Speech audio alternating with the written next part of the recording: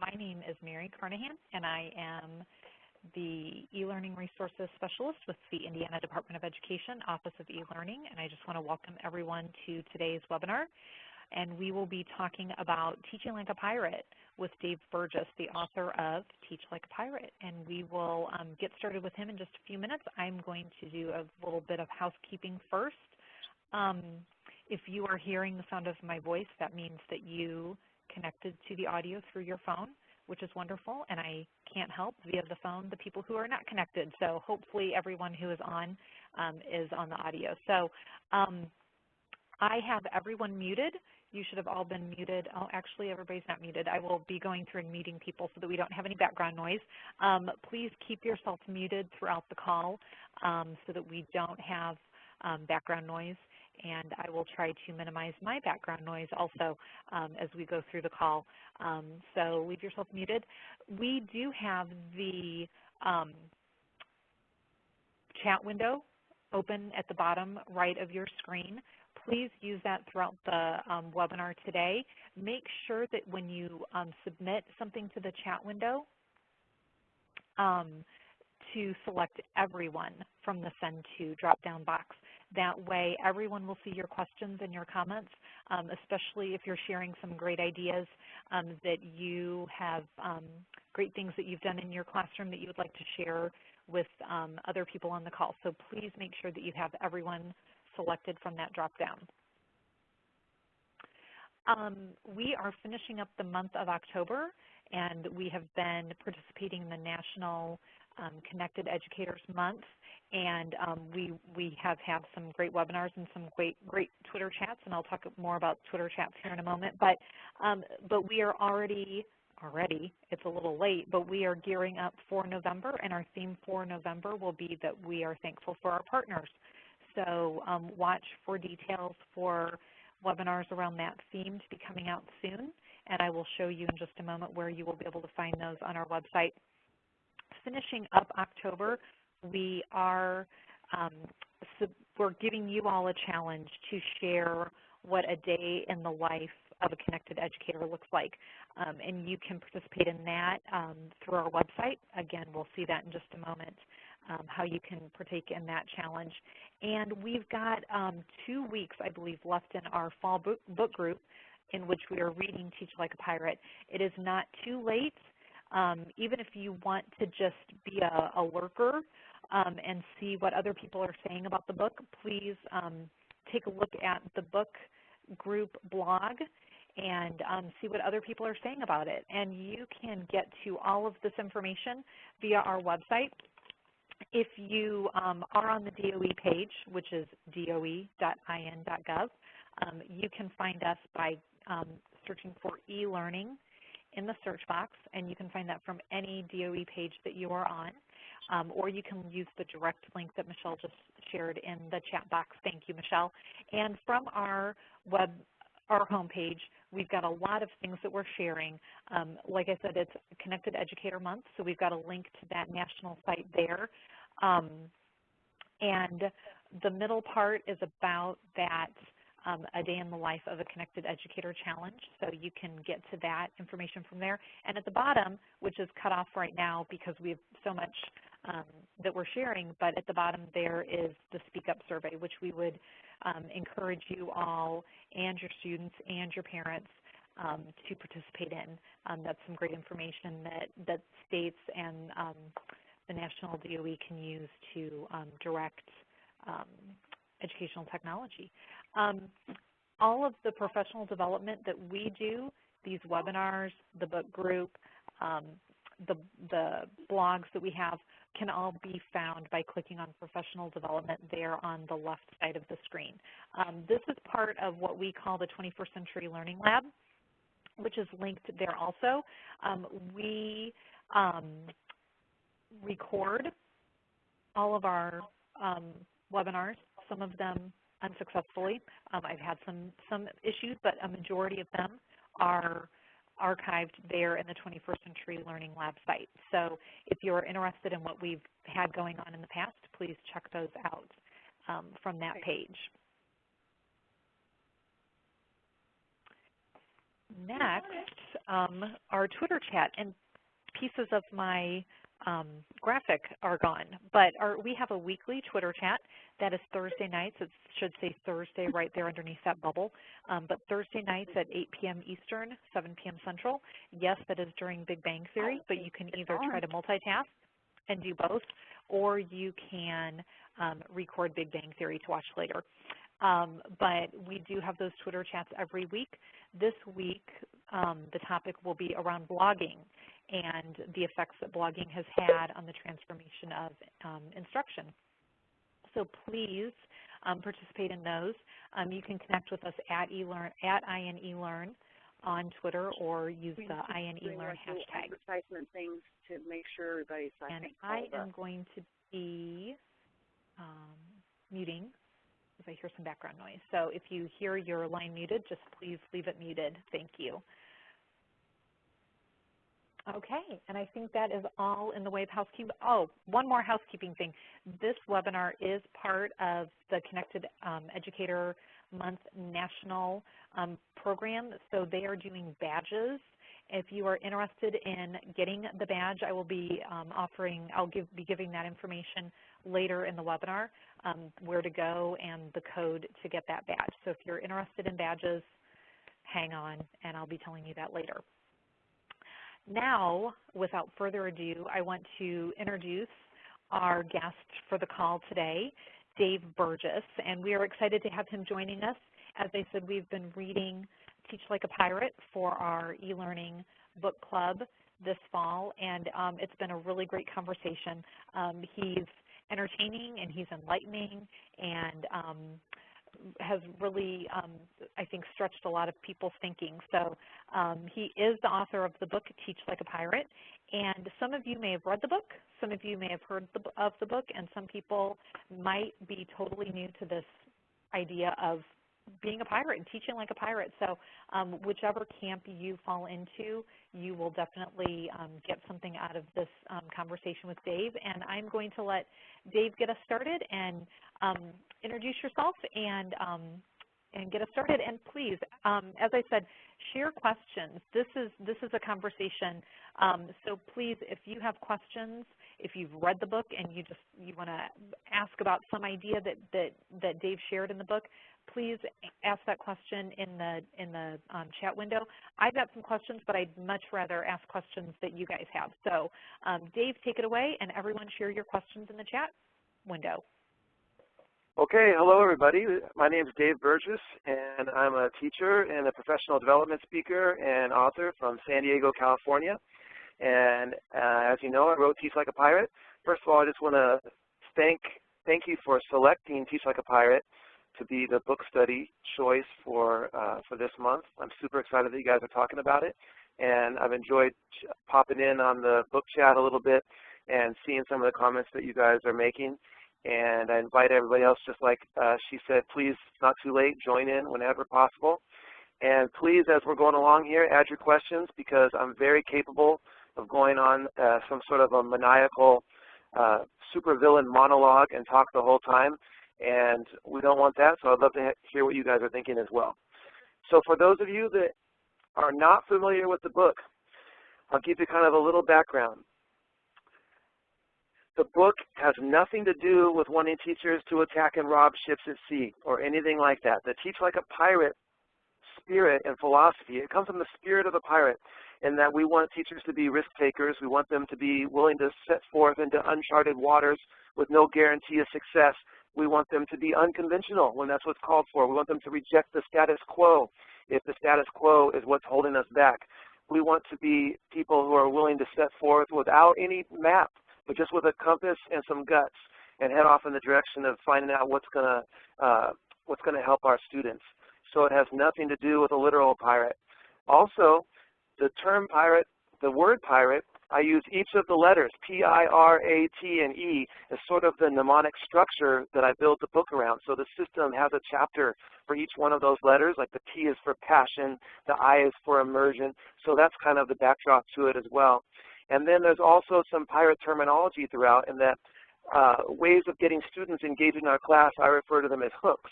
So the second section of the book is filled with hooks and ways that you can take your content, no matter what it is that you teach, and make it outrageously engaging and try to draw students into what you're doing. So, like I said, the first part of the book is the PIRATE. The second part is all of the different ways. It's called Crafting Engaging Lessons, how to draw kids into your content. And then the third part of the book is sort of I call it kind of an inspirational manifesto, kind of a call to arms and a way of looking at teaching and deciding that, hey, you know what? We're not in this business just to raise test scores. This is about raising human potential. And this is a mighty purpose. We're selling a life transformational product as teachers and educators, and so we need to have sort of a Malcolm X by any means necessary kind of attitude towards doing that. And it's about how you can overcome some of the obstacles that you might face on your path as you start to answer what I think is one of the truly awkward questions for teachers to answer, and that question is, do you want to be great? For some reason, teachers have a tough time with this question. Partly, I think, because answering yes almost sounds, to a teacher, sounds egotistical or maybe selfish or something like that. And nothing could be further from the truth. You see, we're in a service profession. So if you bust your butt, if you put in the extra hours, the extra energy that it takes to be great, because we know that it takes a lot more than the typical effort to be great. If you put in all that extra time and energy, how much extra money do we see in our paycheck? Not 1 cent. So actually, putting in that effort and that energy to be great is the most unselfish act of all. There's nothing selfish about wanting to be great in our industry, because we're in a position where we can literally change the world one kid at a time. And so there's nothing egotistical about it all. There's nothing selfish about it all. In addition to that, when we strive to be great, it's kind of like a rising tide lifts all ships. It serves as an example for others. It helps to lift up our colleagues. And so everyone is the better for it. It's not about being better than the teacher in the room next to you or anything like that. It's about all of us working together to be the best that we can be. That's one of the reasons why I love connecting with you through channels like this, connecting with teachers through Twitter. It's because Twitter, for example, I don't think there's any other single place in the world where there are so many positive, upbeat, innovative teachers who are looking to get better, collaborating with each other. So I really encourage you, if you're not on Twitter right now, I really encourage you to get in there, find the hashtag that is the right hashtag for you, and you're going to be shocked at how many unbelievable ideas are being shared and just how inspirational being a part of some of these chats are. Someone was asking me the other day, like, well, aren't there negative people on there as well? And unbelievably, the answer is generally no. And if you think about it, it makes sense, because the kind of teachers that are negative about teaching, they're not the ones that are going to be on Twitter after work hours and engaging in collaboration with people all over the world. The kind of teachers that will get on there after work hours and engage with teachers and try to lift everybody up and be a part of this community, those are the ones that we want to be connected with. So it's kind of like a filtering system that filters out a lot of the negativity that you might hear in your teacher lounges or wherever it might be. So I invite you all to get on Twitter. So to kind of continue a little bit of the introduction about Teach Like a Pirate, there's something that I have to tell you, and that is that when I was writing the book, several publishing companies came to me with offers to publish the book, but they all had a string that they wanted to attach to it, and that is that they wanted to have some editorial control over what went in and what didn't go in the book. And they were a little concerned that there was parts of the book that maybe came off a little too strong, especially my stand against the overemphasis on standardized testing and some things like that. And I turned every single offer down, and I wanted to have complete control of the message and to deliver it completely unfiltered. So this is a book that was written by a practicing teacher, someone in the classroom still practicing, for other teachers and administrators who are in the business, who are working with kids out in the real world. So I wanted that to be completely untouched and unfiltered. So what you're seeing is the real deal. This is exactly what I wanted to say to educators, exactly the way that I wanted to say it. There's even been some criticism about the book in a couple of areas where, because it's not heavily footnoted and lots of research studies and all that kind of stuff, and that's actually very intentional as well. This is a manifesto from me. These are my thoughts on teaching and what I think is effective with kids, and that's kind of the way that the book was designed. So I enjoy reading books that are heavily research-based sometimes, but that's not what I set out to do in this case. This is a real-world, from-the-trenches kind of view of education. And the other thing is that I was actually speaking about these ideas for years and years before I wrote the book. So in 2005, a colleague of mine came to me and said, hey, I'm on the professional development committee for my district, and you're having some great success in your class with a pretty challenging crowd. We would love for you to do a seminar this summer for the district. And when he said that, I had never considered doing a seminar. I didn't have any seminar prepared.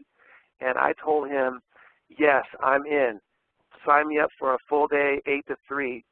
And so then he said something that was very important. He said, listen, I'm not sure if what you do and why you're effective with kids, is it you, or is it something that you can teach to others? Like, is it personality driven and it's just something about the way that you are with kids, or is it something that you could teach?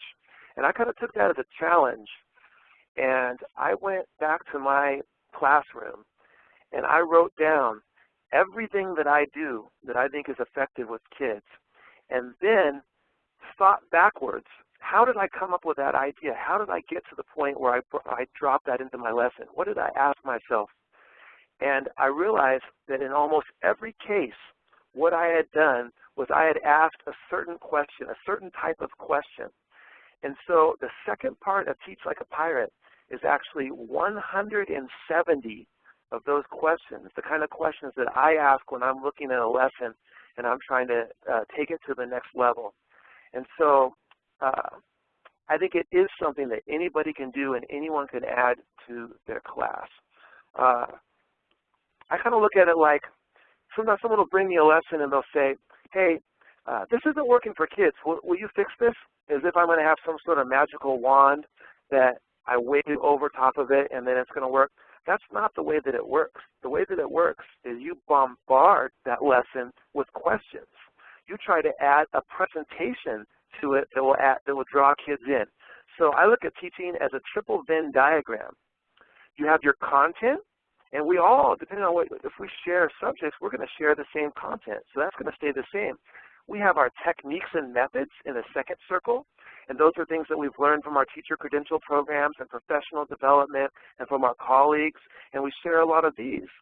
But then there's a third circle of teaching, which I think no one is talking about, or not enough people are talking about. And this is the circle that I have the evangelical zeal for. And this circle I call presentation. So sure, you have your content. We have to have that. If we don't have that, we're just a babysitter or an entertainer. And we all have all these techniques and methods that we've learned over the years. But then that's not enough. How are you presenting that material so that it draws kids in, and so it has them knocking down the walls to want to get into your class the next day and the next day and the day after that? It's sort of like when you think of a barbecue. If I just brought you a raw steak, you wouldn't be very happy with that. You would want to, that wouldn't be edible for you because I never turned on the propane. I never cooked it. I never brought any heat to it. I never had any enthusiasm. Not only that, if you were really going to come to my house for steak, I would have put some rub and seasoning on it. I would have soaked it in marinade. I would have then, I would have preheated the grill. So I wouldn't have just put my meat onto a cold grill. And then I would have given you a side dish and a beverage and then offered you a dessert afterwards. And all of those things together we would call a meal, we would call a dining experience. Well, you see, in education, some people will try to make you feel that all of those things are a waste of time, that rub and seasoning and marinade and preheating the grill and the beverage, and especially the dessert, are a waste of time. Those things are not a waste of time. Those things are an investment of time that will pay out dividends for the whole year, because those are the kind of things, when added to a lesson, make kids want to come back and dine with you again. That's what we want. We want to create lessons that may have kids wanting to come back and learn with us again. So Teach Like a Pirate is all about that third circle of presentation and how we can draw kids into what we're doing. We have not done anything here. Dad said. Mary, how are we doing on questions? Do we have any questions popping up? We do. I have like 10 in my head floating around, but we do have a couple. Just going from what you just said, I was typing out this question, but I'm just going to say it instead. You talk about the presentation piece, and I see how that is so important, but do you think that some teachers are intimidated by that piece, or that they don't feel like they're creative enough to make for a presentation that is, interesting enough to get your kids to come, even if they wouldn't have to? How do you feel like you can, like a teacher can get past that intimidation, or like that they're inadequate, or and unable to do that? Right. Well, I would tackle that from two perspectives. First of all, I think a lot of teachers just don't even consider it. It's not that they necessarily are, they don't believe they can do it. They just haven't considered.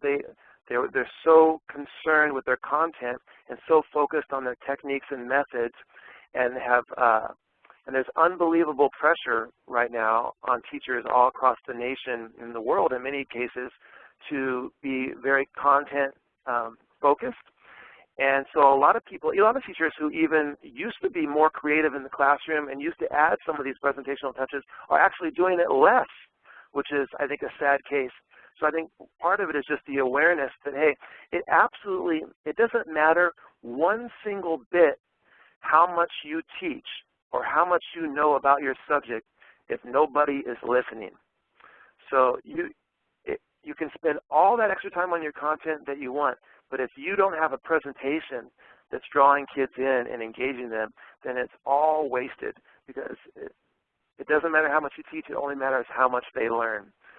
The other side of the coin is there are some teachers that are intimidated by this whole notion of creativity. Creativity is a word that's got a lot of baggage surrounding it, and a lot of unnecessary baggage. And that baggage kind of goes, there's a couple of things. First of all, people think it's something that you have or you don't have. I call it the myth of the blinding flash of light. That some people think that creative people just walk around and all of a sudden get hit with these flashes of light as if that's the way that ideas come.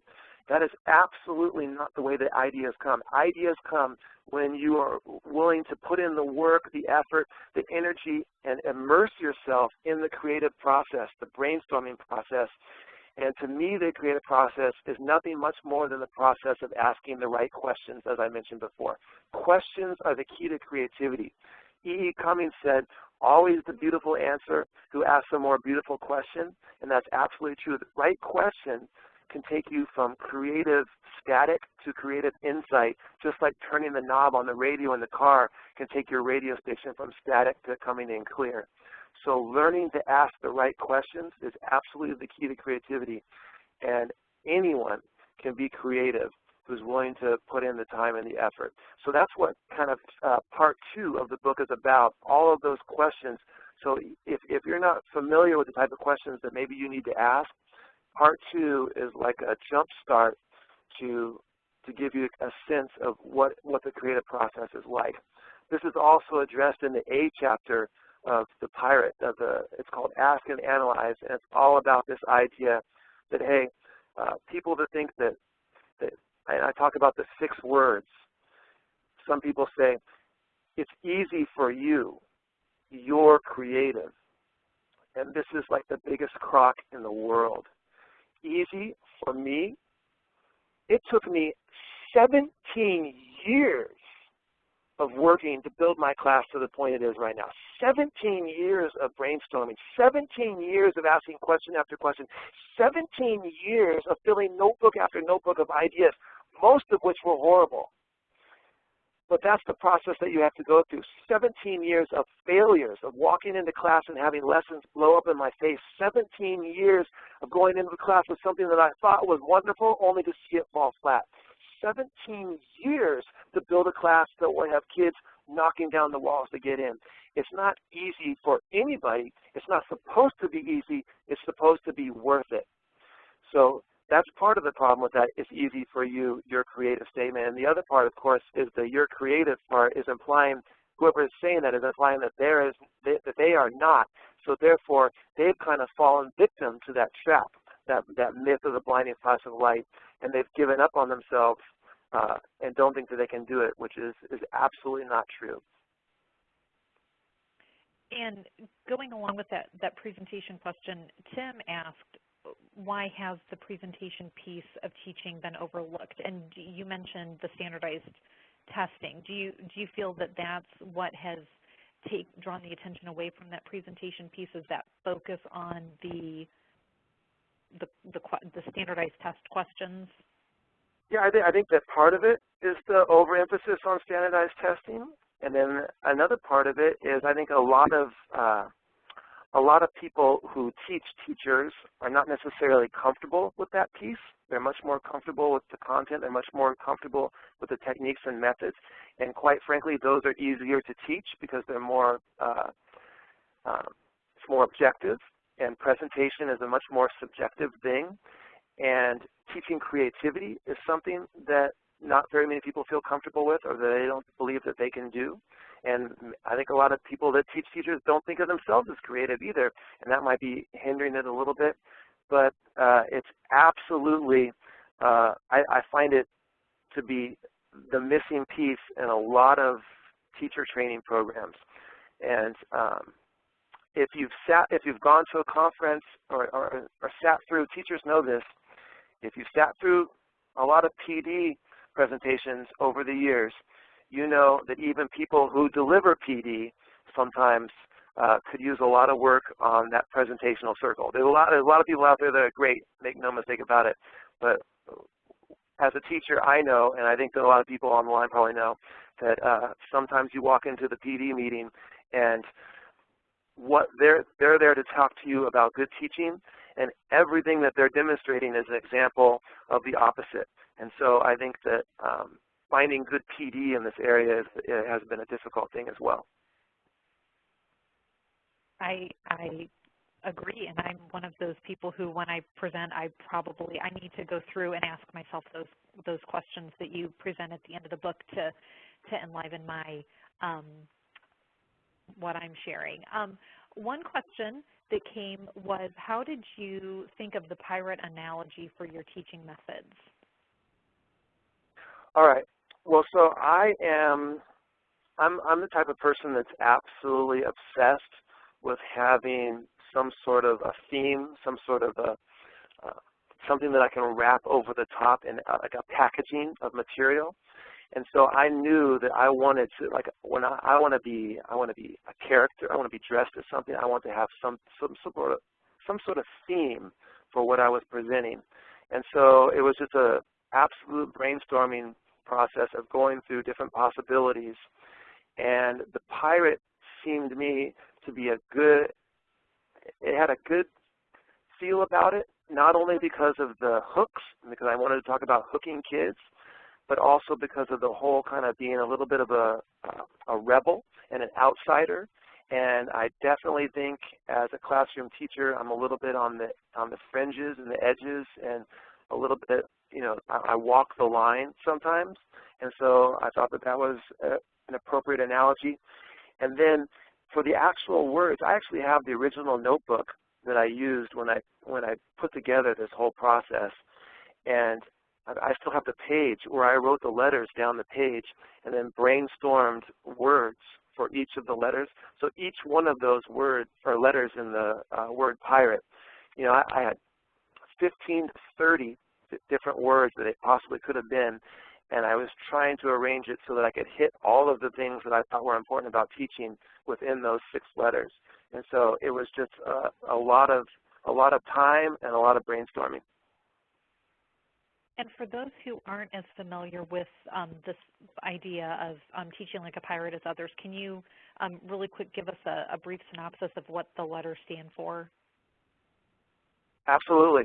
So the P is for passion, and I kind of have a different take on this, because everywhere you go, people say, hey, you have to be passionate about teaching. You have to bring passion to your work. If you can't find passion for your work, then by God, find new work. And they say things like this, and they get people all excited, and then they go away. And I think there's a deep, dark secret that teachers have. And nobody wants to talk about it because they think that they're the only one that holds the secret. I'd like to look at it like Betty Friedan when she wrote The Feminine Mystique. She said women all across America are lying in bed, staring at the ceiling, asking themselves, is this all? They wanted something else, something more from their life, but they thought that they were the only ones that were dissatisfied, so they didn't say anything to their peers. Well, I think teachers are a little like that. And here's what I think the deep, dark secret is. We know we are supposed to be passionate about our work, but, and with apologies to Sir Mix-a-Lot, this is a big but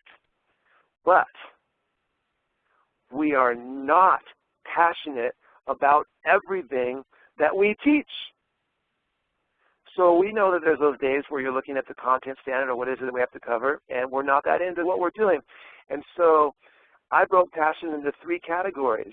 Passion for your subject, so the parts of your subject, your content that you really are passionate, your content passion, but then your professional passions as well. What is it about teaching, about your profession, completely outside of your subject that you're passionate about? And this is the category, which is the life-changing category. This is the category that can transform the way you look at your role as an educator, because these are the kind of reasons why a lot of us got into this business. I didn't get into the business of teaching because of my content. I got into the business of teaching because I wanted to change kids' lives, and because I wanted to be, like my category 2 might be like, I want to increase the self-esteem of my students. I want to develop lifelong learners. I want to have students leave my class with a larger vision of what they're capable of than when they came into my class. I want to take students who are apathetic about school and make them want to come to school. Even if it's just for my class that day, they're going to want to come to school that day. So these are things that I'm passionate about, not because I'm a U.S. history teacher. These are things I'm passionate about because I'm a teacher, because I'm an educator.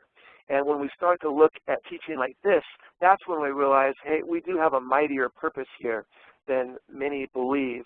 And it becomes a lot easier to be passionate about what we're doing. So I'm trying to embed, I call them LCLs, a life-changing lesson, into every single lesson that I do. I want to try to embed some sort of character development, some sort of character building, some sort of life-changing lesson into everything. And then that's when it becomes really easy to be passionate. So that's category 2 of passion. Category 3 of passion is completely outside of my profession. What am I passionate about? And some people have a problem with that. They think, well, I have here's my personal life, my professional life. I like to keep them separate. I think this is a mistake. I think that what is unique about you, your particular strengths and talents, and your unique voice that you add to your class is what makes you most powerful and effective in front of kids. Not only does it make you more powerful and effective, it also helps to personalize you for your kids and helps you develop rapport and relationships with them. So that's where, and that presentational circle, that 3rd circle, is a perfect example of where you can add you. You can add you, your voice, and your strengths, your talents, your passions into what you do. So those 3 categories of passion comprise the P. The I of pirate is about immersion and how you can fully be present in the moment. By the way, this is also where you'll learn the #1 top secret way to become a better lover is in the I chapter of Pirate. So you'll learn the #1 top secret way to become a better lover and teacher at the same time. And it's all about being fully in the moment with your kids. The R is for rapport and how to develop those powerful and meaningful relationships with kids, and realizing that in a lot of cases, that's one of the most important things that we do. There's a quote that I love. It says, from The Art of War, 100 victories in 100 battles is not the most skillful. Subduing the other's military without battle is the most skillful. In other words, we don't want to be the teachers that win the behavior management battles. We want to be the teachers who don't have the behavior management battles. and that's part of building rapport. So instead of putting out fires, the rapport chapter is about not passing out matches to begin with so they don't start any fires. Then the A chapter is all about how you can become more creative. That's the ask and analyze chapter, all about how you can become more creative and how you can then analyze the results you're getting and make real-time adjustments to much like a guided missile, so you can see when you're missing your target in the class and make those adjustments to finally reach your target. The T is transformation. It's one of my favorite chapters. If I give a live PD, it's the one that I end on actually. It's all about how to transform your class into an amazing place for kids, a place where kids are going to love to come to, and where you're going to develop that real love of learning and create an experience for kids, something that they'll never forget. The E is for enthusiasm and how you can have that commitment to be on and to bring it every day, every lesson, and why that's important, and also how you can do it even in a profession that sometimes beats us down over the course of a year. And so that's kind of that's what the letters of the word stand for. There was a couple of people mentioned leadership. They were having a conversation about leadership, and Tim said, people won't go where leaders won't lead. And Michelle shared that she was less creative when she had a less creative administrator. Have you found that to be the case either in your own experience or in doing these seminars and sessions with teachers, that they are kind of as creative or as outgoing or willing to try new things as their leadership or as their administration? Well, I think I will partially agree and I will partially disagree. So I think that leadership is absolutely important, and when I go to a school where there's powerful leadership and creative leadership and real support for risk takers, and by the way, support for risk taking doesn't mean support for risks only when they work. Support for risk taking means that you support even when it fails, because if it doesn't have a chance for failing, it's not a risk, and so that's kind of like a false support. So you can't give support for risk takers only after the fact.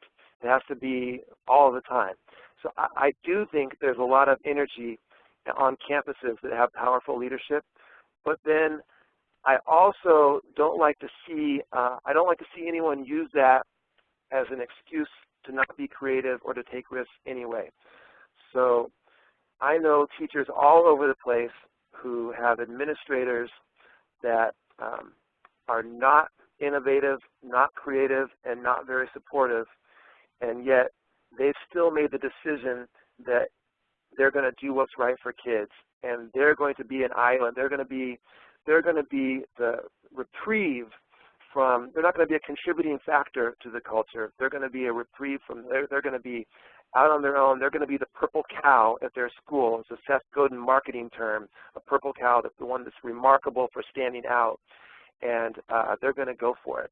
And by the way, this is another example where being a connected educator is so important, because I know tons of teachers who have almost no support from admin or from even colleagues on their campus, but yet are doing amazing things and are keeping their morale up because they're able.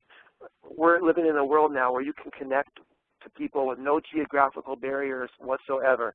So even the most isolated teacher can still jump into, for example, my TLAP chat, or jump into any number of the great chats that are on Twitter right now and connect with positive educators and kind of get their bucket filled and to get that energy. Lots of people leave our chats on Monday nights saying, you know what, I was beat down, I wasn't feeling, I was kind of dragging, and this was exactly what I needed to recharge my batteries.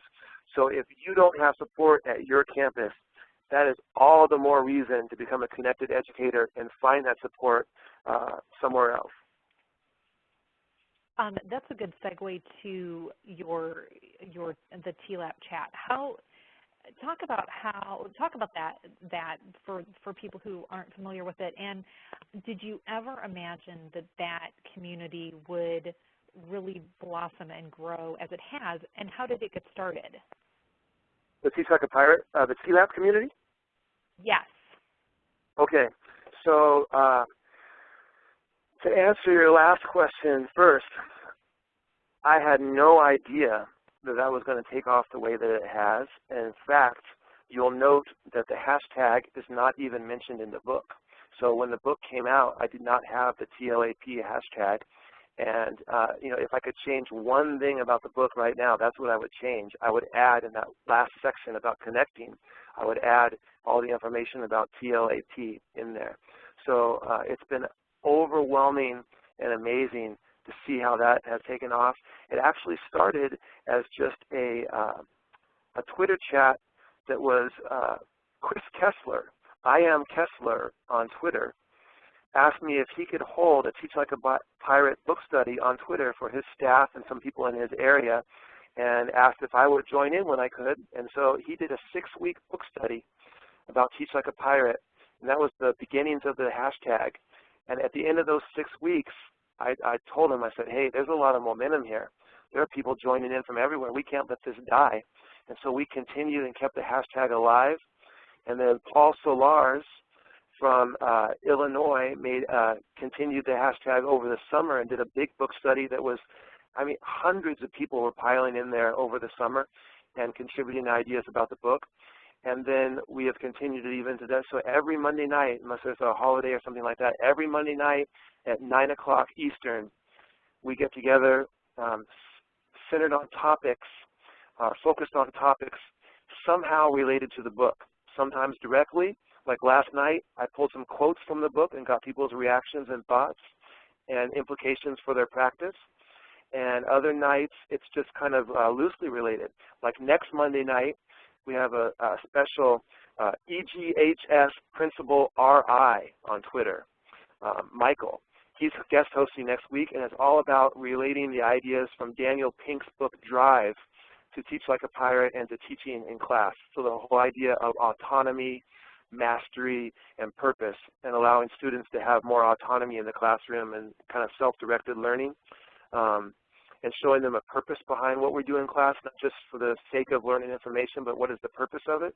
And so next week it's going to be all about that. It's going to be a great chat. But every week we have some sort of topic that has been fun. And I'm telling you, there are incredible educators. I leave every week. People thank me for holding the chat, and I'm telling everyone, no, thank you. Like, this is the thing that makes the place go are all the people that join in and add their ideas.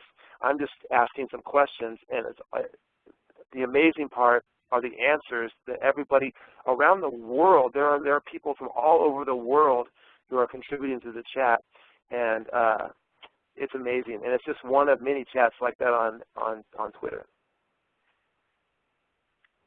Yeah, I don't really participate in Twitter chats. I kind of look at them later on. So I did get to, I saw that the Twitter chat was going on last night because I follow you. So I was seeing some stuff when I got on real quick to look. But that does really seem like a phenomenal chat. A lot of, like you said, it's not the negative people that are out there. It's the positive. It's the go-getters. It's the supporters. It's the cheerleaders. It's the people who are trying and failing and asking for help sometimes. So Yep. There's all kinds out there.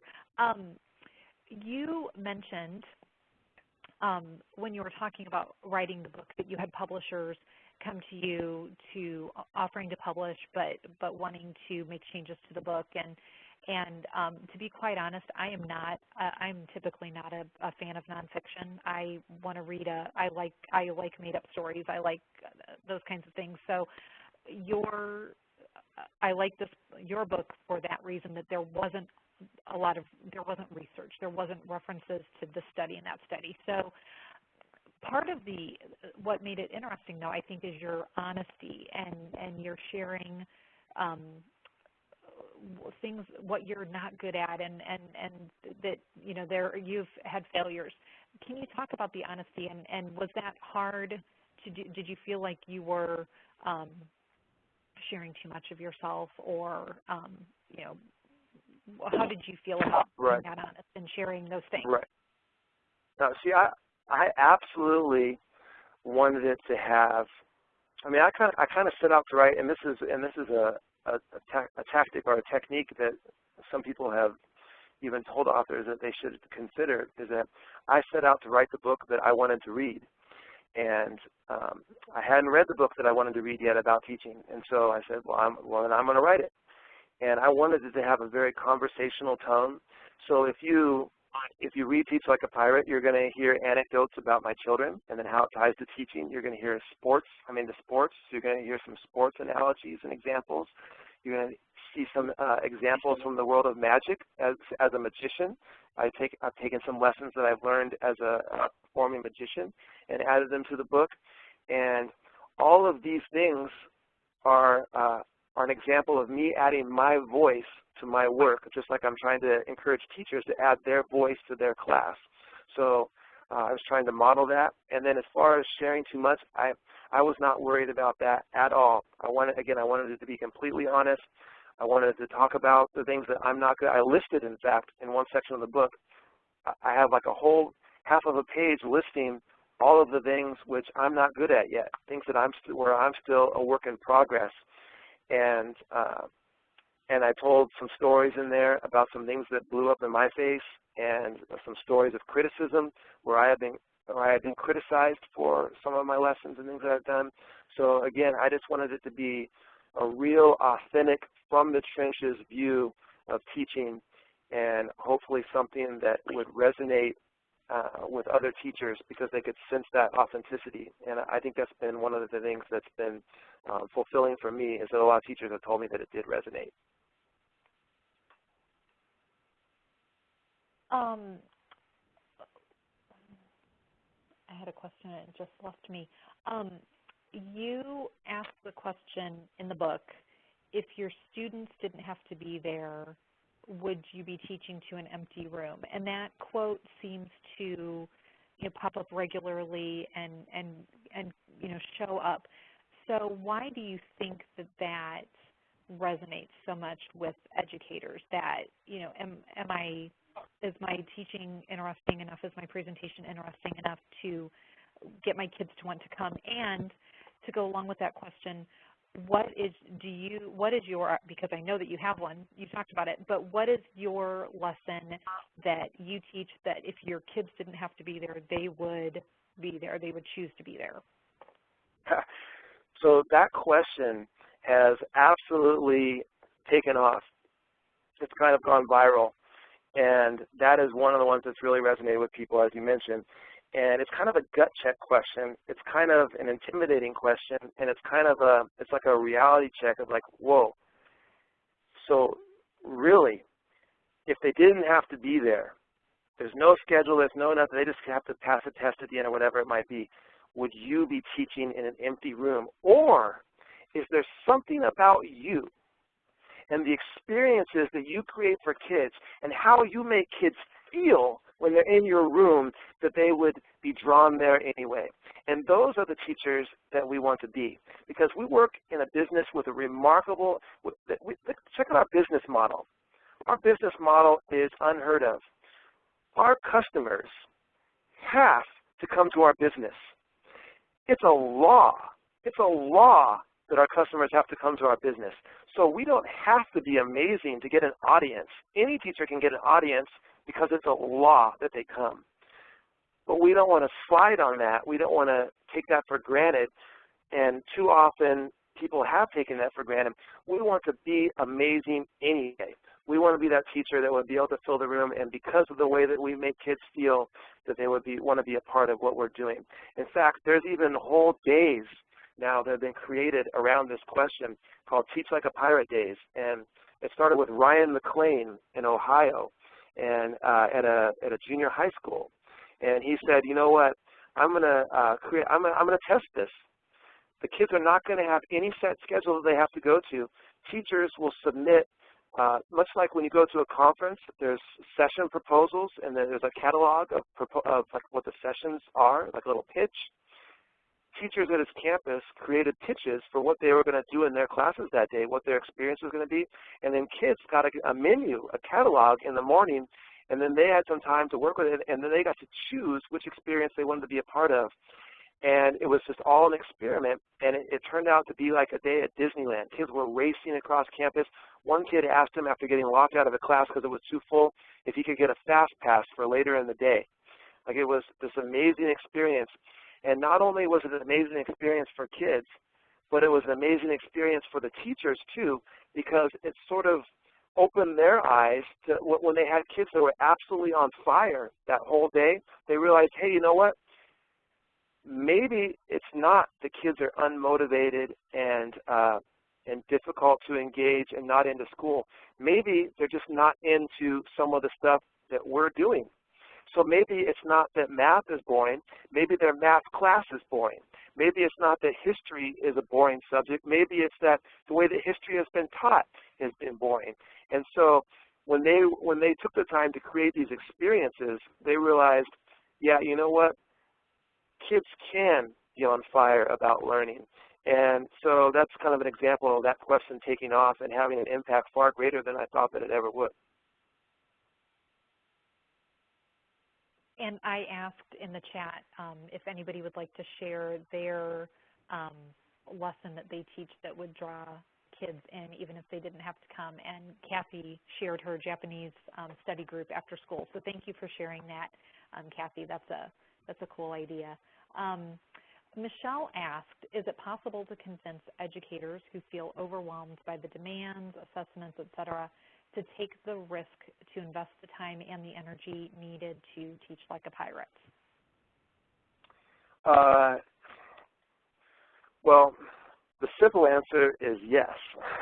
I know that that's something that's difficult, but that's part of a good leader also being able to create a culture where the emphasis isn't on all of those demands and the overemphasis on scores and all of that kind of stuff, and creating that environment where it's possible to take a risk.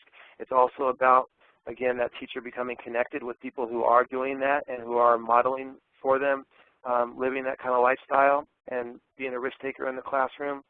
And it's just a matter of priority. I think at some point in everyone's career, you have to decide, do I teach the tests, or do I teach kids? And I made the decision a long time ago. I teach kids. And if at any point me teaching kids instead of the tests means that I'm not welcome at my job or my position, I am happy to leave, because that's not a place where I want to be. So it's I kind of have a real hard line about that. And that I'm going to teach the way that I think is best for kids, that I think is educationally justified, and I think is going to have a long-term positive impact on lives. So you can't judge a teacher through standardized test scores. Teachers have impacts that last generations. And so I absolutely believe it's worth fighting any fight and fighting any battle, because, hey, pirates have to fight battles all the time to get to their treasure. And so to teach like a pirate, you can't expect that everyone is going to like this philosophy, this system, or that everyone is going to support you. That's why we're pirates. That's why we're rebels. That's why we're willing to step out and reject that status quo and that convention and to fight those fights. And what we're fighting for is kids, so it's totally worth it.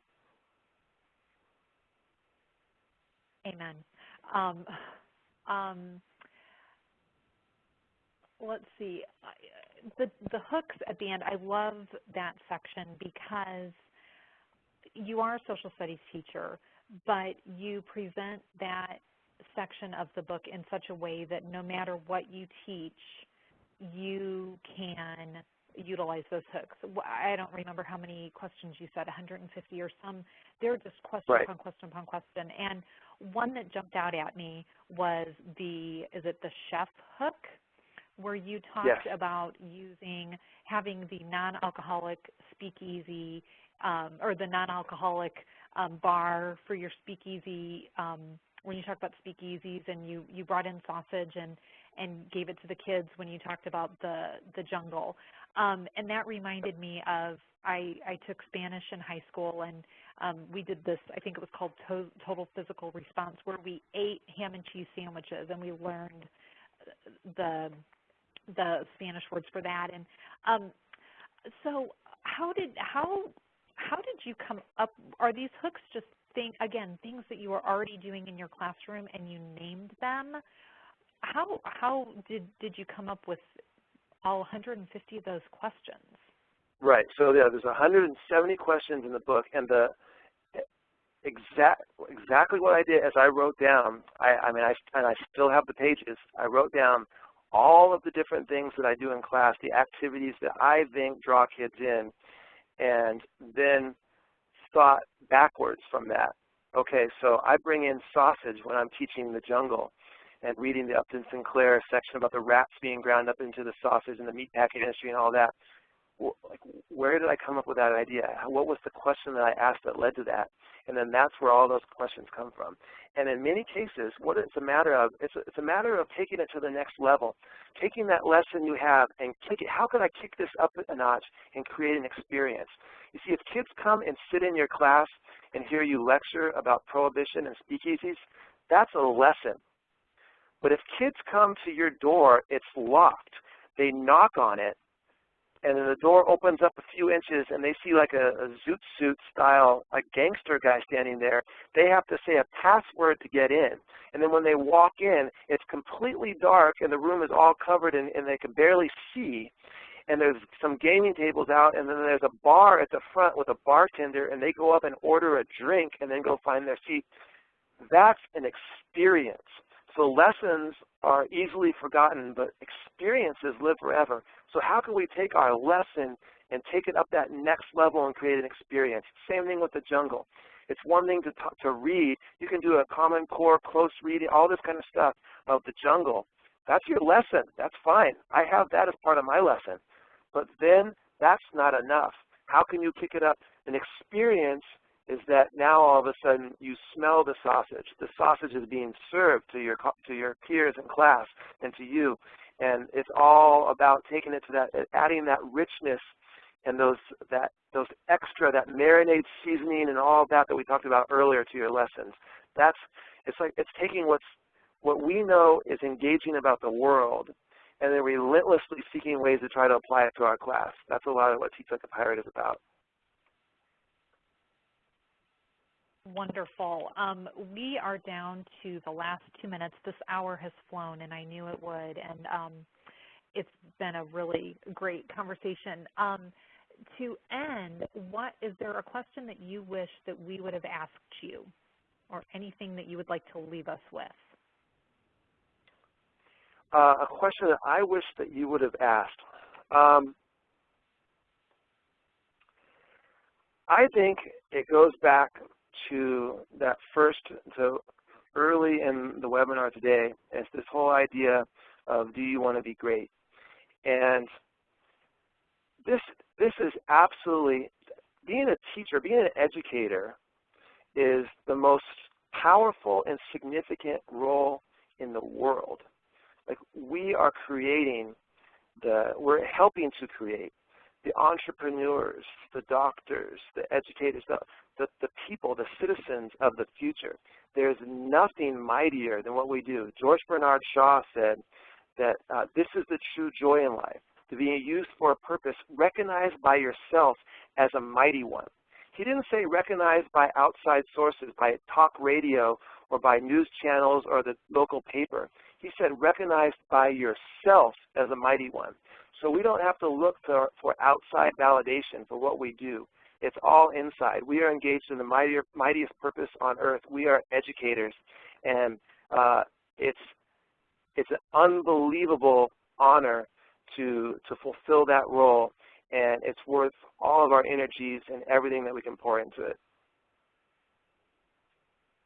Excellent. I think that's a phenomenal way to end. And as a parent of a 6th grader and a 3rd grader, I hope that their teachers are asking themselves how if they want to be great and how they can help to make our kids great. And I want to ask my kids that too. Do you want to be great? And work toward that. So Dave, thank you for a wonderful hour. Thank you for this book. It's been such a great experience reading it and sharing it with teachers in the state, and hopefully the teachers who have been participating in the book group will share it with other teachers at their school, and hopefully anyone who's on the call today who has not read the book, hopefully now you're really inspired to read it and to learn how you can teach like a pirate or work toward teaching like a pirate. So thank you very much, Dave. Absolutely. My pleasure. Thanks for having me. And just in quick closing, I shared in the chat a little bit ago the URL for the badge from Connected Educators, and I'm going to copy and share that again in case you missed it. Also, in the next few days, I'll be sending out an email to all the participants about PGPs. So if you are saving your PGP points, I will send out that documentation. And here are some ways to keep connected with us. And make sure you connect with Dave on Twitter and through the Twitter chat. And we will be online on Thursday night for our weekly Twitter chat. So everybody have a great evening and a great rest of your week. And thank you for participating.